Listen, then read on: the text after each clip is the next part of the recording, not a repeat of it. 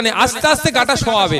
একবারে যদি নামটা কেটে দেয়, আপনার পাড়ায় যারা বোমাবাজি করে, যারা অনৈতিক কাজ করে, যারা মারধর করে, তারা ভয় পেয়ে যাবে। তো ওই জন্য আস্তে আস্তে সরাচ্ছে। জ্যোতিপ্রিয় মল্লিককে দল থেকে সাইড করে দিচ্ছে। একটা মন্ত্রী দীর্ঘদিনের মমতা ব্যানার্জির সাথে যিনি দল করেছেন, বিভিন্ন খারাপ সময় ভালো সময় মমতা ব্যানার্জির সাথে ছিলেন, তিনি ফেসে যাওয়ার ফলে তাকেও দল তার নামটাই বাদ দিয়ে দিচ্ছে। আপনার পাড়ার যে চারানার নেতা, চারানার নেতা মনে করি আমি এদেরকে আমি মনে করি চারানার নেতা। এই জন্য এদের কথা আমি বেশি পাত্তা দিই না, সিরিয়াস বলছি।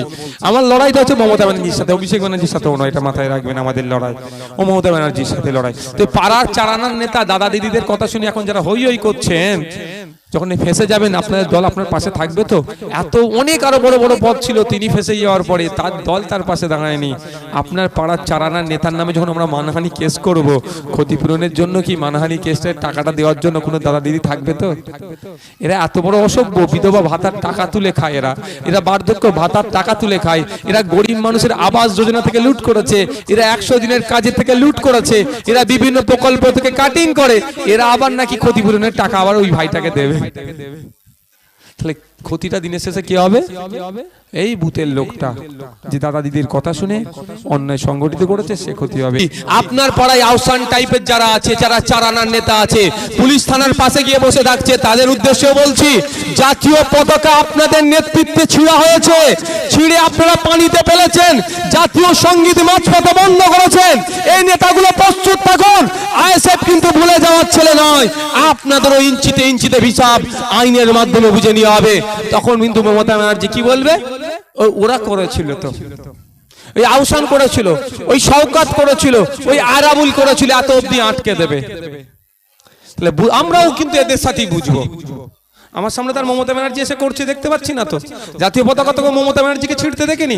এই আহসানদের নেতৃত্বে ছিঁড়া হয়েছে, কাইয়াদদের নেতৃত্বে ছিঁড়া হয়েছে, আরাবুল সাহেবদের, শওকত সাহেবদের নেতৃত্বে ছিঁড়া হয়েছে, জাতীয় সঙ্গীত মাঝপথে বন্ধ করেছে এদের নেতৃত্বে। আমরা এদের কাছ থেকে বুঝে নেব। এরা আজকে ভাবছে পুলিশ কেস স্টার্ট কেন করেনি। কেস কিন্তু আমি করে রেখেছি, আমি কিন্তু মেল দিয়ে রেখেছি, মাথায় রাখবেন। যে ঘটনা ঘটেছে, ভয়ঙ্কর ঘটনা ঘটিয়েছে, 3 বছর পর্যন্ত জেল হবে যে অপরাধ করেছে, আমি কিন্তু ছাড়বো না। একবার না একাধিকবার এরা করেছে। আমি কিন্তু প্রত্যেকটার কাজের কিন্তু মেল দিয়ে রেখেছি থানাকে, এসপি কে। হয়তো এরা কেস এখনো শুরু করেনি, মেলের কপি কিন্তু আমার কাছে আছে। আজকে কালকে পরশুদিন যে কোনো টাইম আমি যখন কোর্টে চলে যাব, কেস স্টার্ট করতে হবে। আমি ধরে নিচ্ছি এখন করব না, কিন্তু ভাই এক মাঘে শীত যায় না, এক মাঘে শীত যায় না। ঠিক সময় আসবে, আপনার টাইম আয়েগা। তো টি শার্ট পরে ঘরে না, হ্যাঁ পরে ঘুরে না, সে টাইম সবারই আসবে। তখন কোন বেটা কাকে কি করে আটকায় সেটাও দেখবো। তো ক্ষতিগ্রস্ত কারা হচ্ছে? বকটুয়ের ঘটনা, আনারুলের ক্ষমতা আছে পুলিশকে আটকাবার? ভাই বলুন, আছে? পুলিশকে আটকাবার আনারুলের ক্ষমতা আছে?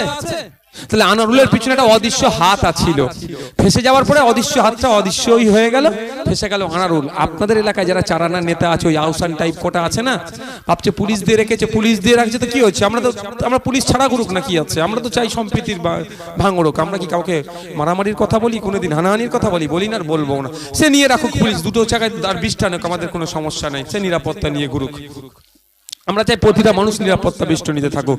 কিন্তু যখন ওনারা ফেসে যাবে, অদৃশ্য হাতের কথায় যখন আজকে যারা লড়াই করছে না, জাতীয় পতাকা মাঝপথে, জাতীয় সঙ্গীত মাঝপথে বন্ধ করে দিচ্ছে পরিবেশন, জাতীয় পতাকা ছিঁড়ে পুকুরে ফেলে দিচ্ছে, তাদের কিন্তু তাদের কি জবাব দিতে হবে, এটা মাথায় রাখবেন। তাই অনুরোধ করব, দিনের শেষে প্রতিবেশী, এটা মাথায় রেখে রাজনীতি করুন। আচ্ছা, আপনারা কোনোদিন দেখেছেন শুভেন্দু অধিকারীর সাথে মমতা ব্যানার্জির হাতাহাতি লড়াই হতে, সুজন চক্রবর্তীর সাথে দিলীপ ঘোষের হাতাহাতি লড়াই করতে, মোহাম্মদ সেলিমের সাথে আপনার শোভন বাবুর হাতাহাতি লড়াই করতে, পার্থভৌমিক মহাশয়ের সাথে অধীর রঞ্জন চৌধুরীর হাতাহাতি লড়াই করতে কোনোদিন দেখিনি। অভিষেক ব্যানার্জির সাথে অধীর রঞ্জন চৌধুরীর হাতাহাতি লড়াই হতে কোনোদিন দেখিনি। আমরা দেখতেও চাই না, এদিন আমরা না আসুক, আমরা চাইবো। তাদের লড়াইটা আমরা কি দেখেছি? সব মিডিয়ার মাধ্যমে, ক্যামেরার মাধ্যমে, মাইকের মাধ্যমে লড়াই তাদের। তারা দেখুন সব এক জায়গায়, কিন্তু উল্টে কি দেখেছি? তারা এক জায়গায় এসি ঘরে বসে চা খেতে। মমতা ব্যানার্জি শুভেন্দু অধিকারীকে ডেকে বিধানসভায় চা খাওয়াতে পারছে, কোনো সমস্যা নাই। সুজন চক্রবর্তী, পার্থ চ্যাটার্জি, দিলীপ ঘোষ এসি রুমে এক জায়গায় বসে থাকতে পারছে, কোনো অসুবিধা নয়। কুণাল ঘোষ, দিলীপ ঘোষ, সুকান্ত মজুমদার, বিজেপির যিনি রাজ্য সভাপতি, এক জায়গায় বসে তারা কেক কাটতে পারছে, তাদের কোনো সমস্যা নাই। লড়াইটা কেন শুধু ভাঙড়ের ঘটকপুকুরে বাজারে কেন হবে ভাই? বুথের মধ্যে কেন লড়াই হবে? আমি প্রত্যেক রাজনৈতিক দলের নেতা কর্মীদের কাছে অনুরোধ করছি, মারামারি হিংসা বর্জিত সমাজ করুন। আজকের পর থেকে কোনো দাদা দিদি যদি বলে একে মার তাকে মার দেখে নেবো, সেই দাদা দিদিকে বলুন, দাদা এসে আপনি 2 ঘা শুরু করুন, আমি 4 ঘা দেবো। দেখবেন আসবে না। ক্যানিং থেকে এসে অনেক হই হই করে পালিয়ে যায়, কিন্তু যখন আমাদের ছেলেদেরকে মারছে তখন দেখবেন ক্যানিং এর বড় নেতাকে খুঁজে পাওয়া যায় না। ক্যানিং এর বড় নেতা ভালো করে জানে, ওনার নাম নওশাদ সিদ্দিকী। ও জীবনে জেলে যায়, কোর্টে উঠেনি।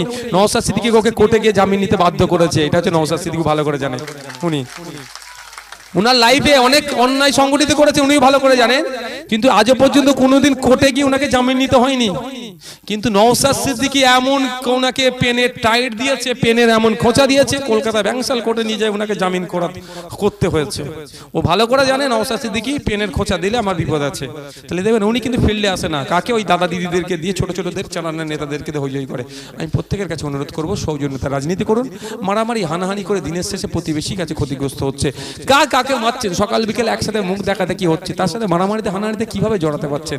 দীর্ঘদিন ধরে একসাথে বসবাস করছেন, কারো কথাই তাকে তার মাথা ফাটিয়ে দিচ্ছেন, তার নামে মিথ্যা কেস দিয়ে জেলে পাঠাচ্ছেন। একটু খারাপ লাগছে না? মানুষত্ব বোধ কি আমাদের মধ্যে থেকে কি ক্রমশ বিলুপ্ত হয়ে যাচ্ছে? প্রত্যেকের কাছে অনুরোধ করবো, সৌজন্যতা রাজনীতি করুন। যাকে যার ভালো লাগবে ভোট দেবে, যার যে আইডিওলজি ভালো লাগবে তার সাথে সে সমর্থক হবে। দিনের শেষে প্রতিবেশী এক জায়গায় বসবাস করেন, এটা মাথায় রেখে সকলে রাজনীতি করুন। সকলে ভালো থাকবেন, সুস্থ থাকবেন। কত বিলাট হচ্ছে? 211 অনেকক্ষণ আগে বলেছে, দেখো জেনে এসে বলো। অনেকক্ষণ আগে 200 হয়ে গেছে, তাড়াতাড়ি যাও, জেনে এসে বলো। তো প্রত্যেককে অনুরোধ করব যে এখন রক্তদান শিবির চলছে, আপনারা আপনাদের মূল্যবান রক্ত দিন এই শিবির থেকে। এই রক্ত দিলে অন্যের যেমন প্রাণ বাঁচতে পারে, অন্যের প্রাণ যেমন বাঁচতে পারে, মুমূর্ষু রোগীর যাতে সুবিধা হবে, ট্রিটমেন্ট করতে পারবে। থ্যালাসেমিয়া রোগী যারা আক্রান্ত, তারা তাদের রক্তের যাতে হাহাকার দেখা দিচ্ছে, রক্তের যে ক্রাইসিস দেখা দিচ্ছে, কিছুটা হলেও ঘাটতি হবে। যখন রক্তদানের মাধ্যমে সম্প্রীতির বার্তা যাবে, ঐক্যের বার্তা যাবে, সৌহার্দ্যের পরিবেশ তৈরি হবে। ঠিক সাথে সাথে রক্তদান করলে মহিলারা প্রতি 120 দিন ছাড়া ছাড়া, পুরুষেরা প্রতি 90 দিন ছাড়া ছাড়া রক্তদান করলে ক্যান্সার রোগের সম্ভাবনা অনেক কমে যায়। স্ট্রোকের যে রোগ আসছে তারও সম্ভাবনা অনেক কমে যায়। তাই অনুরোধ করবো আপনাদের কাছে, প্রতি 90 দিন বা 120 দিন ছাড়া ছাড়া বাপ ভাই মা বোনেরা আপনারা রক্ত দিন। রক্তদানের যেমন রক্তের যেমন ধর্ম বর্ণ জাত হয় না, ঠিক রক্তদান যেখানে প্রোগ্রাম হচ্ছে, কোন রাজনৈতিক দল করছে তারও আপনারা ভেদাভেদে যাবেন না। কোন ধর্মীয় সংগঠন করছে রক্তদান শিবির সেটাও দেখতে যাবেন না। কোন এনজিও করছে সেটাও আপনারা দেখতে যাবেন না। কোন ক্লাব এই প্রোগ্রাম করছে সেটাও আপনারা দেখতে যাবেন না। আপনারা আপনাদের মূল্যবান রক্তদান, আপনাদের সামনে যে রক্তদান শিবির হবে প্রতি 90 দিন ছাড়া, প্রতি 120 দিন ছাড়া, আপনারা সেখানে দিয়ে সেই রক্তদান শিবিরকে যেভাবে সাফল্যের উচ্চ শিখরে পৌঁছাতে সহযোগিতা করবেন, ঠিক একইভাবে সৌহার্দ্যের বার্তা যাবে, ঐক্যের বার্তা যাবে, সৌজন্যের পরিবেশ তৈরি হবে এবং আপনার স্বাস্থ্য ভালো থাকবে।